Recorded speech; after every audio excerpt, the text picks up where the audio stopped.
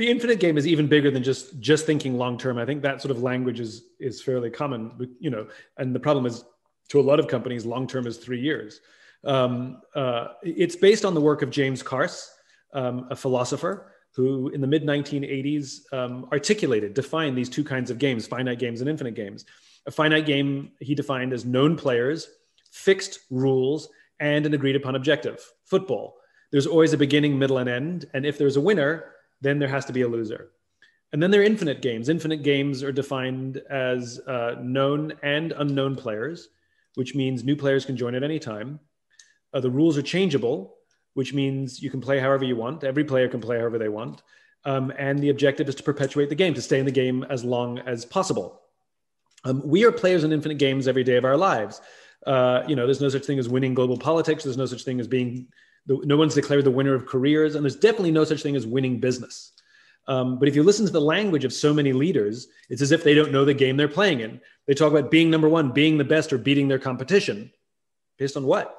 Based upon what agreed upon objectives, time frames, or metrics.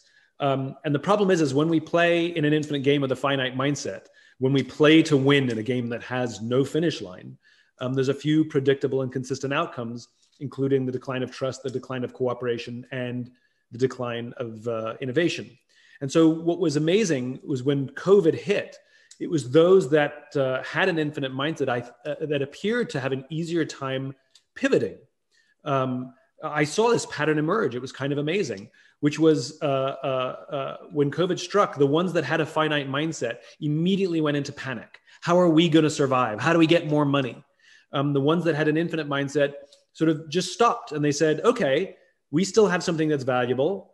The world has changed. If we were starting our business today, regardless of how much success we've had in the past, what kind of business would we build? And it was a huge surge of inspiration and innovation. And so it was this infinite minded thinking where we really embrace surprises and embrace uncertainty as opportunity, whereas finite minded thinking fears uncertainty and fears surprises and looks to exert control. That ability to appreciate the newness of everything really has helped propel those businesses with that infinite mindset.